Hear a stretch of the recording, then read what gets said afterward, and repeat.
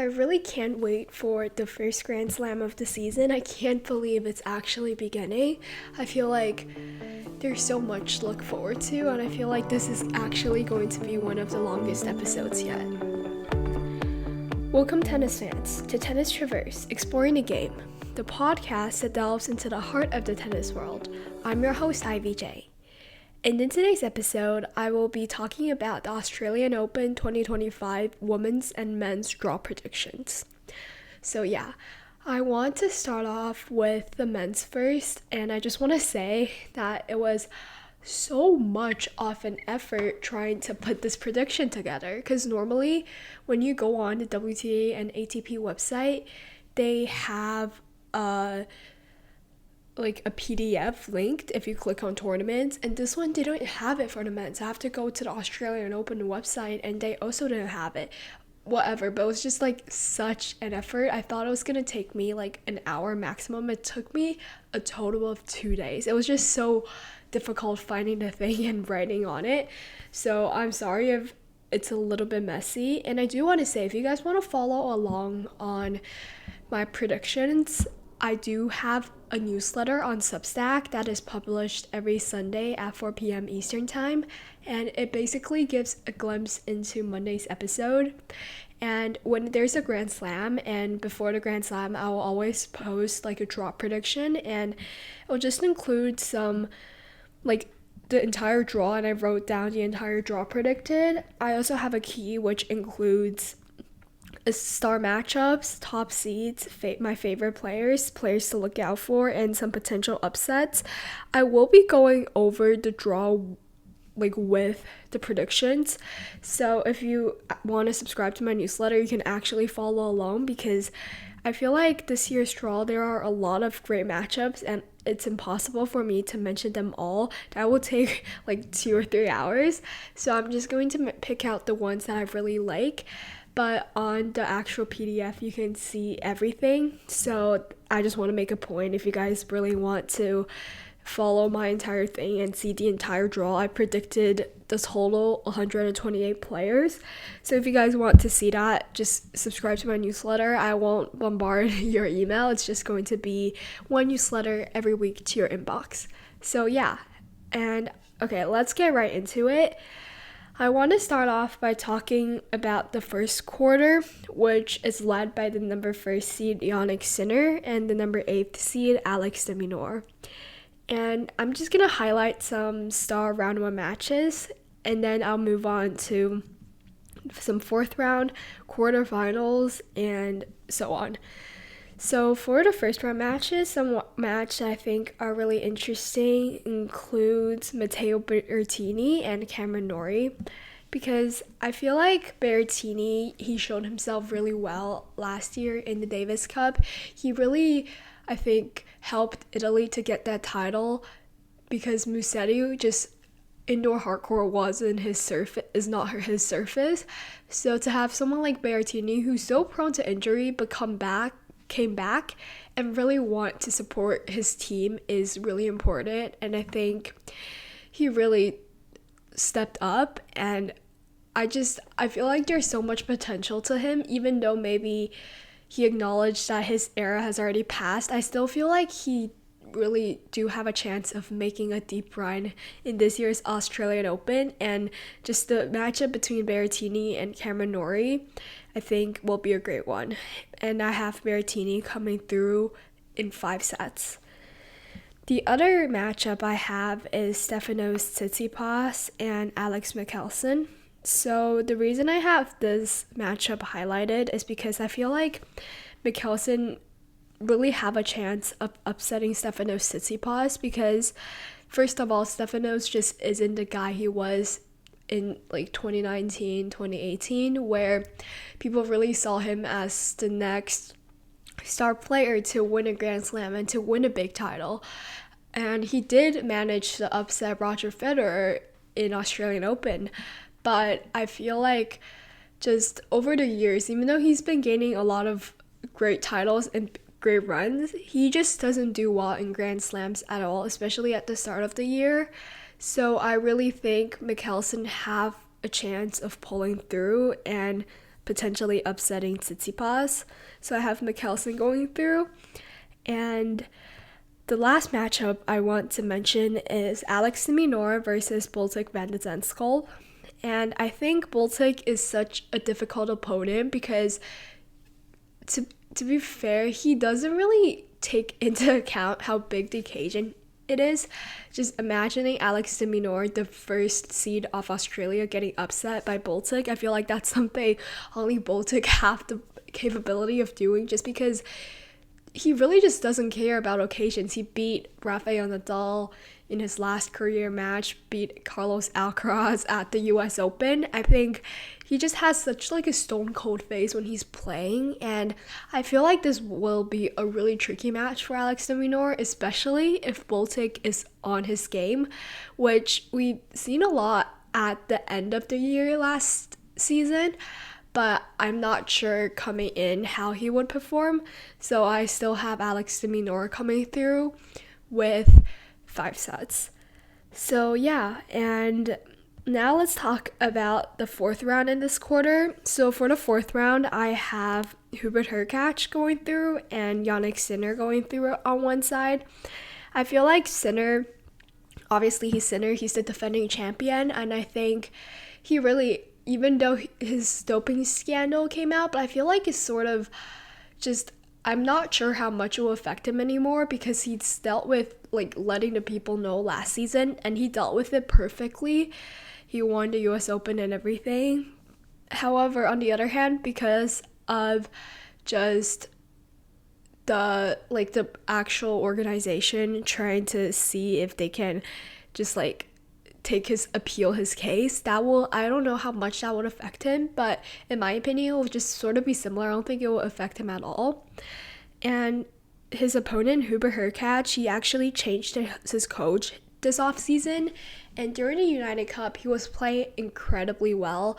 He also changed his racket. He changed from Jannik's to Wilson, and I feel like he plays well with the Wilson racket, and I just feel like he's way more aggressive, and I think I don't know how necessarily he will challenge Sinner, but I think on his way to the 4th round, he's gonna have to beat players like Berrettini, even Holger-Rune, which are some great players. And yeah, for the next 4th round in this quarter, I have Khachanov versus de Minaur. So for the Khachanov matchup, I'm not sure how far he will go, because he does have a tricky first round against Andrea Mannarino, who went really far in last year's Australian Open and lost to Novak Djokovic. He's such an interesting player that I think Khachanov will have a hard time, but I do have him going through. And if he does go through, a potential opponent could be Stefanos Tsitsipas or Alex Michelsen. And still, I think Khachanov, I'm not sure about his matchup against Tsitsipas, but I do think Michelsen have an edge against Tsitsipas. But I also think Khachanov has an edge against Michelsen, if that makes sense. So I think Khachanov will go through, and with Khachanov versus de Minaur, I think de Minaur will come through just because of the Australian crowd. So yeah, and overall, I think Sinner versus de Minaur for the quarterfinals, I have Sinner going through. And just so you guys know, I have a total of 11 first round matches actually starred on the PDF. So if you guys really want to know what all of them are, please feel free to just subscribe, because you'll get everything. It's impossible to cover everything, but yeah, so that's just the first quarter done. And now let's move on to the second quarter. So the second quarter is led by the number 4th seed Taylor Fritz and the number 5th seed Daniil Medvedev. So I really think this quarter have a lot of great matchups as well, and I think I want to start off with the matchup between Gael Monfils and Giovanni Pesci Pericard. So Pericard peaked last season at the end of the season because of his serve. His serve is really powerful. However, I have Monfils going through because Monfils did win a title recently, and he became the oldest player to ever win a title. I think he's playing really well, and we haven't seen Pericon really play a best out of 3 set match, so I'm not really sure how he's gonna do in that situation. Regardless, I think it's going to be an incredibly entertaining matchup because Monfils is so athletic, and Pericon's serve to Monfils I think is going to be absolutely incredible. And then I have next upset / star matchup, which is between Ben Shelton versus Brandon Nakashima. I feel like Ben Shelton just hasn't performed well at all, and Nakashima's been going really far. I'm not sure. I just feel like he's a tricky opponent for Shelton, and I just have him going through. The final star matchup I want to talk about in my episode is Andre Rublev versus John Fonseca. So Fonseca is the 2024 Next Gen ATP winner. That means that there's like this tournament that goes on at the end of the season where 8 really talented young players participate, and the format is all really like weird. It's best like out of like 4 games, whatever. So not a lot of people watch that, but John Fonseca actually won that tournament despite being the 8th seed, I think, in that tournament. So he came through qualifying, and he's playing against Andre Rublev. I think tough match, but Rublev's coming through because the same reason sort of as Pericon, we haven't seen him play a lot of best of 5 set matches, and I think Rublev will come through maybe in 5 sets. So yeah, and I want to talk about the 4th round. So the 4th round, I have Taylor Fritz coming through. I really do think Taylor Fritz have a great chance of making it far. However, in his half, he does have Sinner, so I don't think he's going to make it to the finals, but I think he really have a chance of making it far, despite, I think, having a pretty challenging draw. He's facing Brooksby in the 1st round, potentially Coric or Garin in the 2nd round, Monfils or Pericon in the 3rd round, and for the 4th round, he's likely to face either Nakashima, Musetti, or Shapovalov, or Shelton, which are all incredible players, but I think Fritz really proved to us last season that the only 3 players that he really will lose to is Novak Djokovic, Carlos Alcaraz, and Jannik Sinner. So I think he really put himself there as like the 2nd tier, and I think he's the top of the 2nd tier to challenge the 1st tier of players. So yeah, and so I have Fritz versus Nakashima for the 4th round, and I have Fritz coming through. And for the other 4th round, I have Medvedev versus Rublev. I think that will be a great match, and I'm not sure about Rublev. I don't know how far he's going to go, but I think his draw is also incredibly challenging. He does have Wawrinka, even his 1st round, Fonseca, Tiafoe, Popyrin. Like, these are all really hard players, like really great players, but I think Rublev versus Medvedev is a match I want to watch. But when I actually looked up the head-to-head, I was surprised because Medvedev has such like a huge sort of like head-to-head advantage over Rublev, so I have Medvedev coming through. And between Fritz and Medvedev, I think just from last year's ATP final where Fritz beat Medvedev like 6-3, 6-4 in 2 straight sets, I think Fritz is going to come through. So this quarterfinal is Fritz versus Medvedev, and I have Fritz coming through.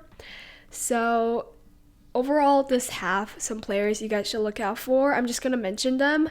Not going to go into too much detail, and I'm not going to mention them all, but if you guys want to see them all, subscribe to a newsletter. So Tien, John Fonseca, Gael Monfils, Pericon, and Berrettini, Hurkacz. Okay, so that's done with the men's first half. I'll take a break and we'll come back and review the men's second half.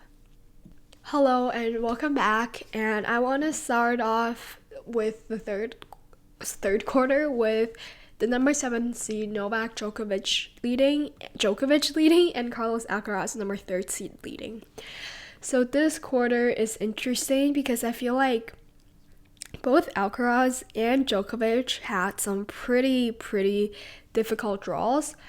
So for Djokovic, I feel like his challenge really start in round 3, where he really have the chance of facing either Opelka or Mahaj, which are both incredible players. But to start off with some great matchups in the first round, I have Fognini versus Dimitrov. I think this will be an interesting matchup because of how both of these players sort of were really great back in the days, but they've just not been great, especially for Fognini, where sometimes you even have to play qualifying to qualify for these Grand Slams. But I think Dimitrov will come through. It's just such like a nostalgic match that I think I just wanted to point out. And another match I want to point out is Roman Safiullin versus Thanasi Kokkinakis. I don't know. I feel like this matchup really has the potential of being one of the longer matches because Kokkinakis, I feel like he always just sees himself in these long matches, and this one is perfect because Roman Safiullin, I feel like, is the type of player to really rally with Kokkinakis, and I really look forward to this matchup. And the last star matchup I want to mention is Carlos Alcaraz versus Alexander Swiatek. Swiatek was a difficult opponent, I think, especially because of his talent, and just I feel like he's not afraid of going head to head against these really great players. I think he really thinks highly of his game, and he really showed his confidence during the United Cup.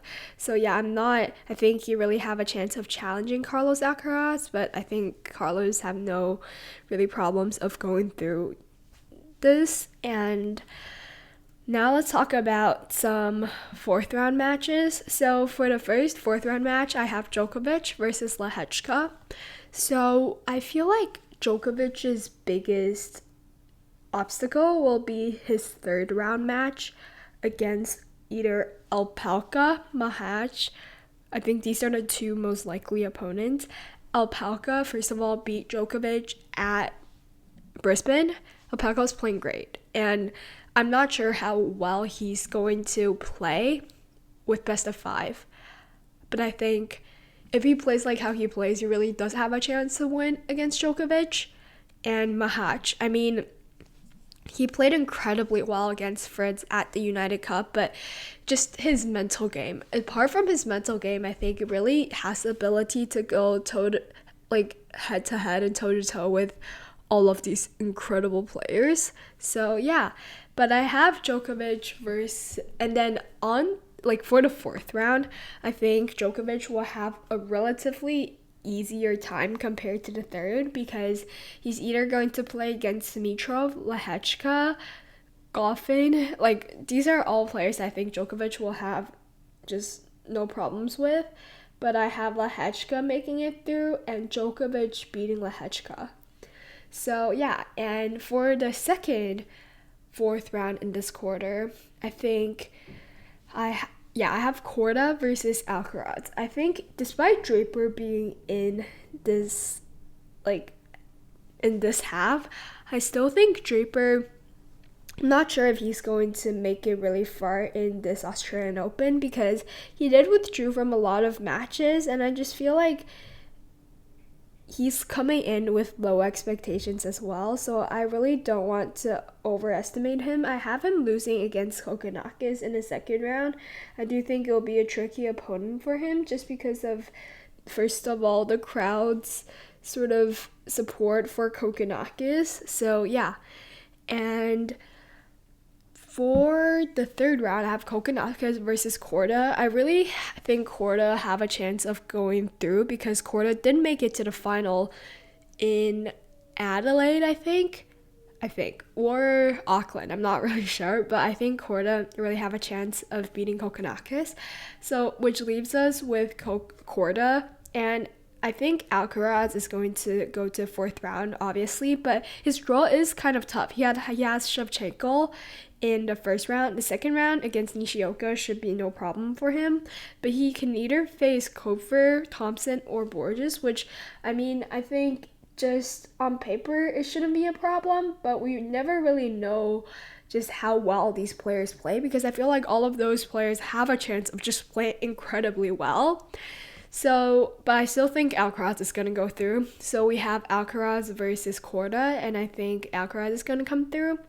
So that's the quarterfinal for this half, and I have, the quarterfinal for this quarter, and I have Alcaraz beating Djokovic, which, I mean, I really don't know how Djokovic is going to play. I feel like when his game is on, it's on, but just I think Alcaraz really want to win that, just like win this Grand Slam, just because it's the only Grand Slam he didn't win yet. So I think Carlos is going to come through. Okay, now let's move on to the last quarter. I know I'm almost done with the men's draw, but it's already hitting the 20-minute mark. So this episode will be a long one, which I'm really excited for. So the last quarter is led by Casper Ruud, the number 6 seed, and Alexander Zverev, the number 2 seed. So I only have 2 first round matchups start, but to be honest, when I was doing this, I was a little bit frustrated with how difficult it was to just, oh my gosh, just to write this thing. You guys have no idea how much time I spent on it.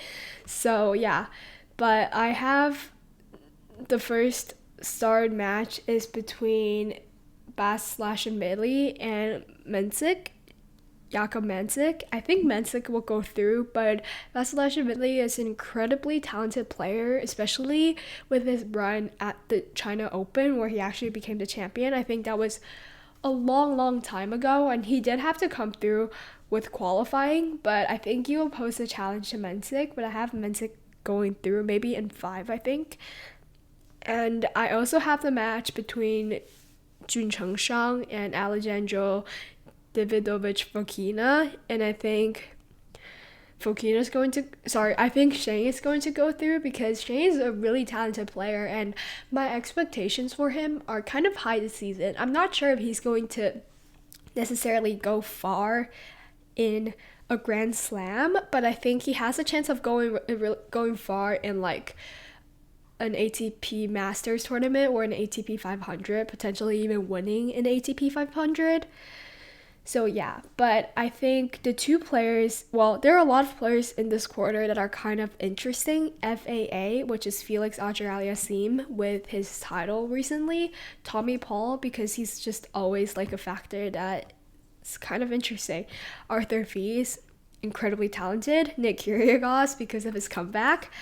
But I think for the 4th round match, I have FAA actually beating Ruud in 3rd round, coming to the 4th against Tommy Paul. I feel like Tommy Paul's challenge is against Nishikori, who I'm really glad is having a comeback. And I think that match is going to be fantastic, but I mean, over a best of 5. I know I'm citing best of 5 as my reason for a lot of things, but I really do think the format really impact the players. So I think Paul is going to come through. And with Paul versus FAA, I actually have Paul coming through, because I believe when I checked their their head-to-head record, Paul is actually leading by a lot. So I have Paul coming through. And on the other side, I have Arthur Fils making it to the 4th round. I mean, his draw is relatively easy, but he does have Ugo Humbert, but he has a 1-3 record against. But I mean, I think his level has peaked since last season. Well, not peaked, but it has significantly improved, and I really do think he has a chance of going it deep. And Zverev, I mean, his draw, Petro Martinez, he's playing against Lucas Pouille in the 1st round. Petro Martinez is the 2nd. 3rd, maybe potentially Nick Kyrgios, Sebastian Baez. I mean, Kyrgios is such an unknown aspect. I really don't know what to say about him.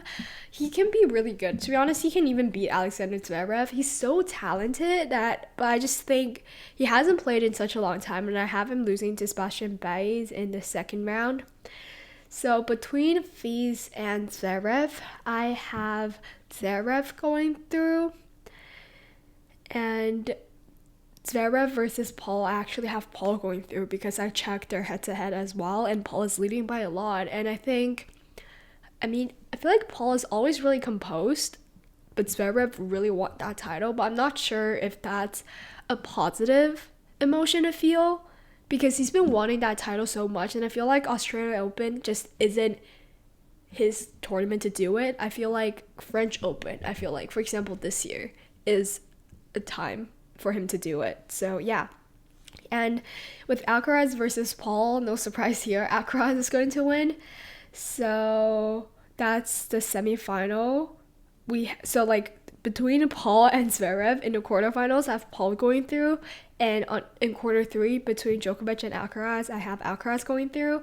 So the two semifinals are Carlos Alcaraz versus Tommy Paul, and for the top half, I have Jannik Sinner versus Taylor Fritz.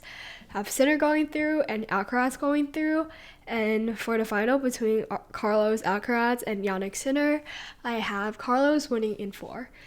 Which, I mean, I hope that's what I hope will happen. That's like the best scenario because the good thing is they are in different halves, Sinner and Alcaraz. So if they meet up in final, it's going to be, I think, really a great final. But I'm just not sure. I mean, I think one of them will make it to the finals for sure. But I mean, this is just an optimistic prediction. But yeah. Okay, so I think Carlos really have, like, against Sinner, he had the capability of beating Sinner just because he beat Sinner, I think, the 3 times out of 4 they played against each other last season. And yeah, I just think Sinner doesn't have the confidence. Well, he does have confidence, but Alcaraz has more confidence when he plays against Sinner. So yeah. And that's my prediction for the men's. I'll rest for a little bit and we'll come back and talk about the women's side, which, by the way, was much easier to predict. Well, not much easier to predict, but the draw was much easier to write on for, I don't know, they actually gave me a PDF and then I could like actually write on it, but I'll be back. Hello everyone, welcome back, and now we're onto the segment of women's singles draw predictions. And if you guys opened a PDF, if you're following on my newsletter, you'd see it's so much cleaner. So let's get right into it. So for the first quarter, we have the number 1 seed Aryna Sabalenka leading and the number 5 seed Zheng Qinwen leading. So star matchups. There are actually a lot that I starred. So I have Aryna Sabalenka versus Sloane Stephens.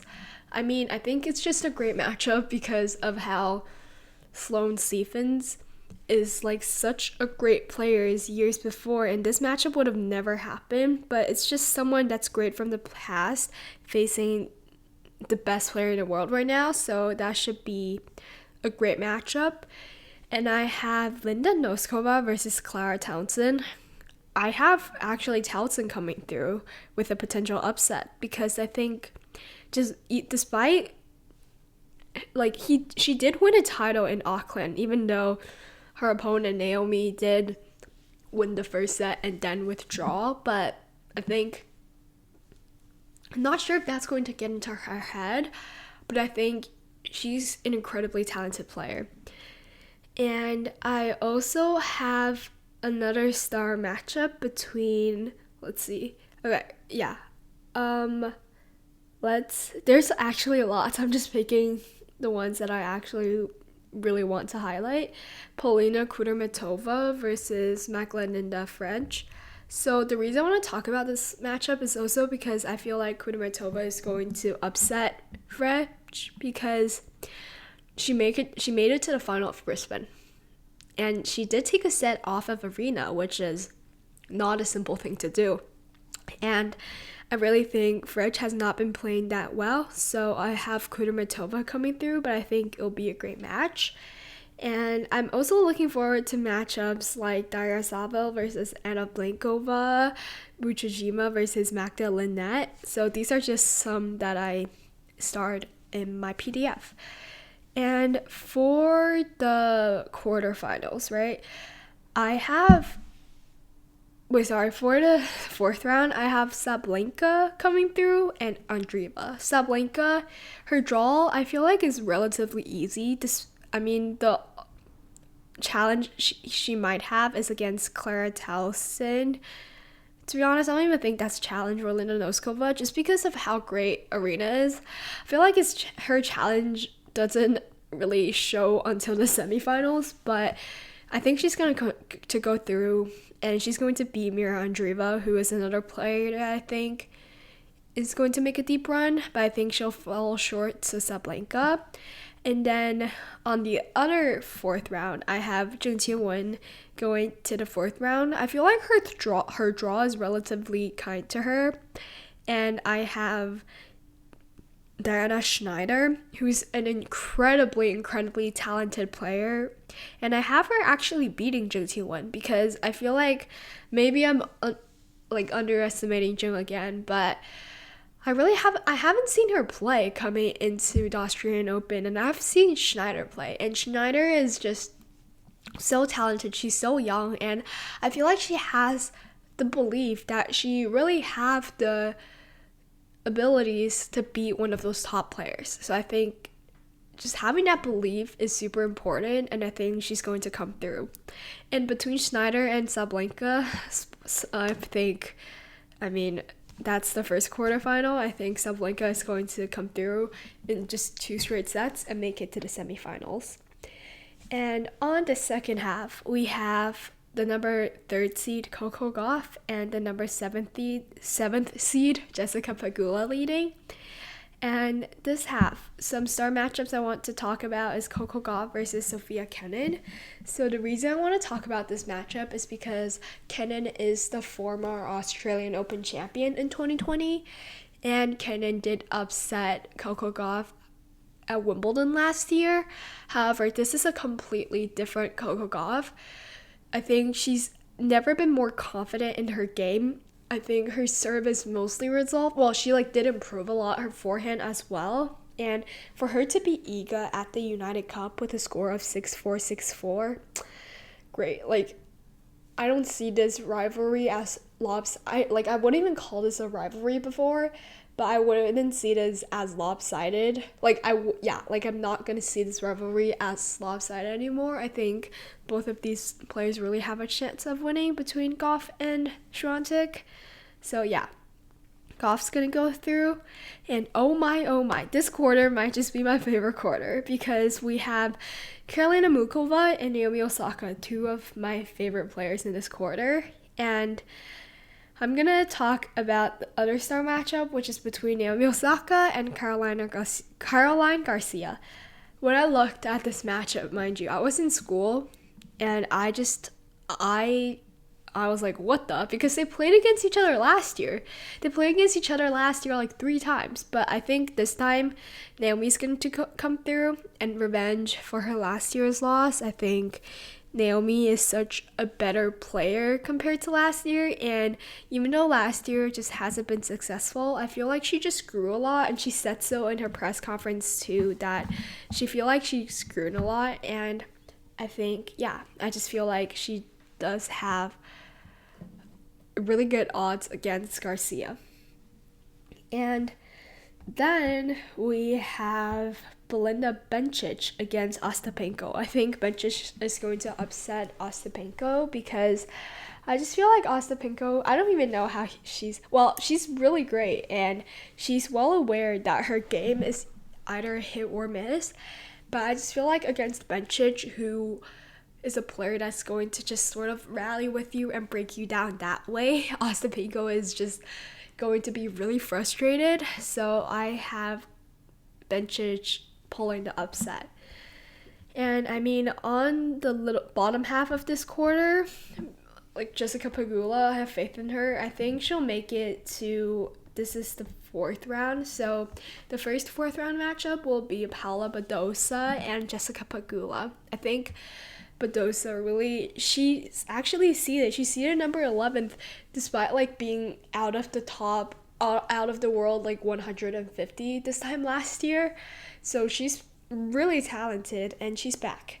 So I think she's going to make it to the 4th round against Pegula, and I think Pegula is I have Badosa coming through, but I think it'll be really tight because never underestimate Jessica Pegula. I think just for her to make it to the final last year against Arina Sabalenka proves that she's a really consistent player at the US Open. Like, she's a really consistent player who have the capability of making it, like, consistently to semifinals, quarterfinals of a Grand Slam. So, however, I have Badosa coming through just because I just really want her to win.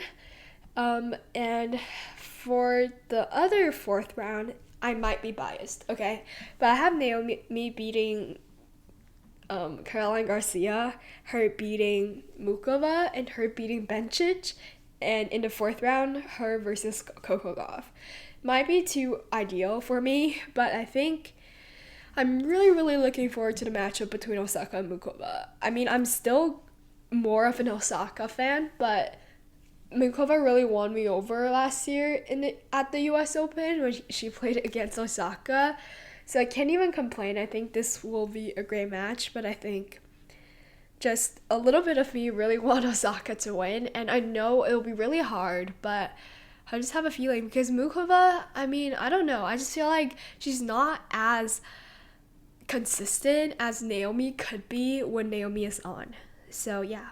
And Naomi versus Bencic, another tough match. But Naomi did beat Bencic, and when I thought their head-to-head record was really one-sided to Bencic, but it was only just 2-3. So the time they played against each other was in Miami, I believe in 2021, and Naomi actually won that. So I have Naomi coming through. But with Naomi versus Gauff, I mean, Gauff is so confident right now. She's playing better than she was at the China Open.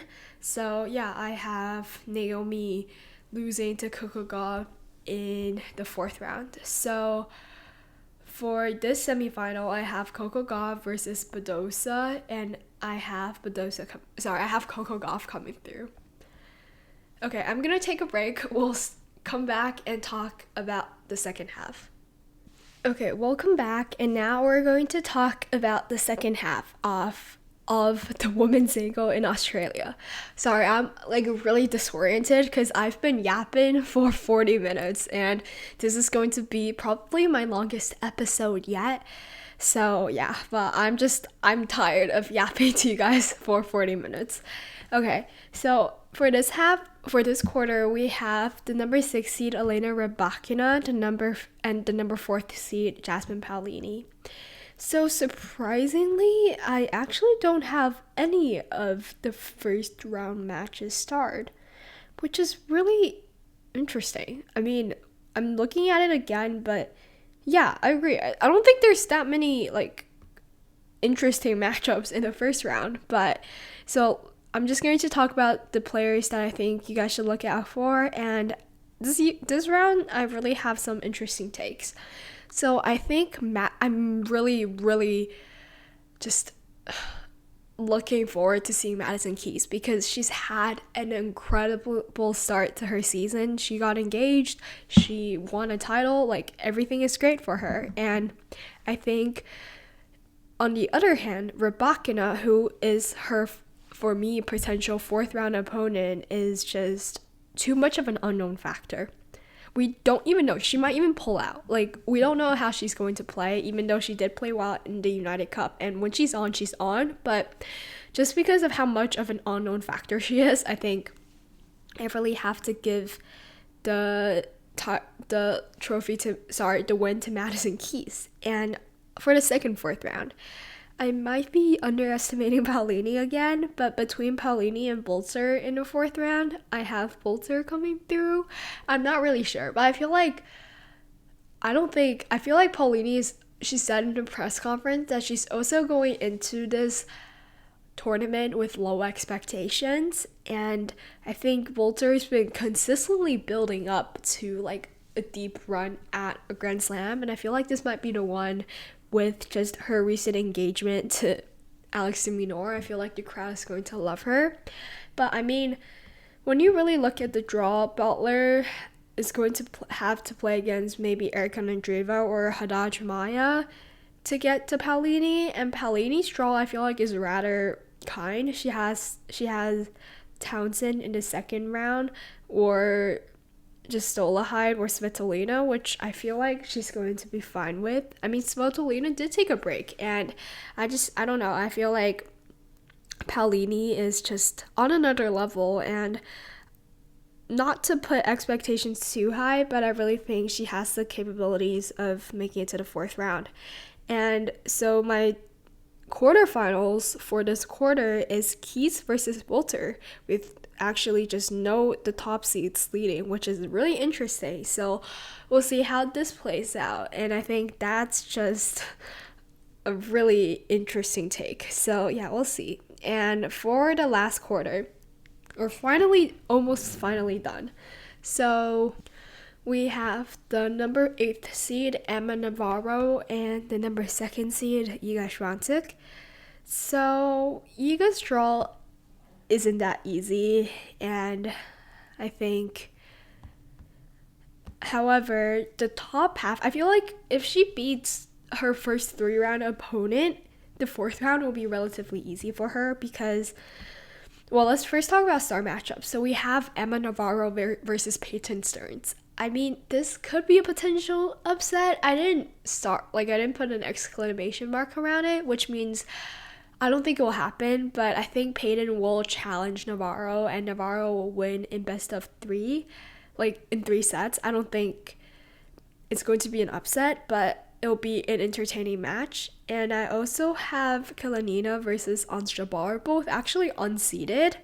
I think just seeing Ons coming back in Australia, she has the chance of going really far, but I think Kalinina, I have her winning. And another star matchup I want to talk about is Ekaterina Alexandrova versus Amara Ducanu. I haven't seen Emma play. She pulled out of Auckland like the day before or on the day off, which is something she really, she doesn't play that many tournaments, which I just think she should learn from. She needs to learn from more experiences. Look at Naomi. She added way more tournaments after her break from tennis because of obviously giving birth, but she added way more tournaments, and I think those experiences really help her to, even though I don't think it's showing of how she's clinching the tight moments, but I think it really helped her to just get more experience and learn how players on tour hits the ball, because it's really different from just practicing. So yeah. And the last star matchup that's worth mentioning is Siniakova versus Swiatek. To be honest, I think Siniakova also have a chance of upsetting Swiatek. I don't think it's going to happen, but Siniakova, she's an incredibly talented doubles player, and I mean, when she's on, she's on. And Swiatek is not, she doesn't have the most great records, especially in Australia. She's had 3 consecutive early exits in a row, so I don't think it's going to happen, but just letting you guys know that there is a chance of a potential upset. And for the 4th round, we have Emma Navarro versus Kasatkina, which, I mean, I think this side, there's Zachary. I'm not sure how much damage she's going to do. Putintseva, Kessler, Kasatkina. I think Kasatkina is the best out of all of these players when she really doesn't have, I feel like, consecutive runs in Grand Slams, but she did make it to the year-end final last year, even though as a substitute. So I think she has a chance of making it to the 4th round. But against Emma Navarro, I have her coming through again. I mean, I think I'm underestimating Emma Navarro because she did beat Coco Gauff, but that Coco Gauff with so many double faults is just she's just basically handing Navarro free points. I'm not saying that's the reason why Emma won, but it was part of the reason, I think. And Kasatkina is not going to double fault like the Coco Gauff at last year's US Open. So I think Kasatkina is going to come through. And with Kalinskaya versus Swiatek, I think might struggle a little bit, but Kalinskaya's not performing well recently. But Azarenka, mind you, is also in this half. Her draw is Swiatek's draw is a little bit challenging because she does have Siniakova in the first round, potential Volinets or Shremkova the second round, Alexandrova or Anisimova the third round, and I feel like Hanskaya will be the relatively easy opponent. But if Swiatek move on to the fourth round and she's going to play against Katsukina, Swiatek is going to come through because I feel like she's a player that just gains momentum every match she plays. Like, I feel like the worst match she's going to play is going to be against Siniakova, and she's going to be better the more she plays.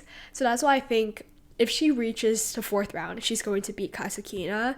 And so for this side, I have the semifinals between Keys and Swiatek, and I have Swiatek going through, but mind you, I really think Keys have a chance of beating Iga because Australia is just not the place for Iga. And with her doping thing coming out, we don't know how that affects her because we haven't seen her like actually play, because the United Cup is more of like an exhibition thing, so I don't think that count like actually in a Grand Slam. I'm not sure how much that is going to affect her.